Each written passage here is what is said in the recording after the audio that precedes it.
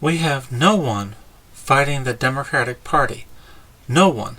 24 hours ago, a handful of local Florida senators from the state Senate, the NAACP, and a sympathetic reporter from the Daily Beast fabricated a story that Florida Governor Ron DeSantis was rolling out an education curriculum talking about how slavery benefited slaves and how blacks were victims of other blacks in massacres such as the Ocoee, Florida 1920 massacre.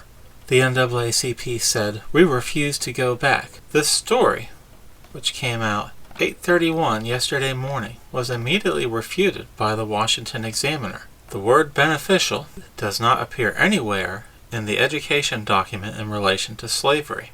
The document also requires that Florida students be taught about several specific massacres of African Americans and other minorities, including the 1920 massacre. It does not say this specific massacre was perpetrated by blacks against blacks. So this story has no basis in reality. But that doesn't matter because at 6:14 p.m. yesterday, yesterday, at the same time, this story was picked up by the national news services, including NBC News. Today, the Democratic Party flew Vice President of the United States, Kamala Harris, to Florida to deliver a speech denouncing Governor Ron DeSantis, not simply for being a racist. Now, Governor Ron DeSantis is a would-be slave master. Now look at this spectacle rolled out in less than 24 hours, and think about whether Mitch McConnell, Ronna McDaniel, the RNC chair, and the rest of the Republican leadership react rather than acting. Do you think they could have coordinated an attack like this on any Democrat? In less than 24 hours, as the DNC arranged this speech by the Vice President, they literally threw her on a jet airplane, flew her to Florida, to take out Governor Ron DeSantis, and then completing the circle of local news story to national news story, the local news channels are covering her speech. There's no corrections. There never will be. Just like the local news channels told you for 4 straight years that President Donald Trump was a Russian spy. They just simply repeated the news from the national news channels, and most people get their news from the local news. So you'd never see this correction by the Washington Examiner saying that nothing in this story is true.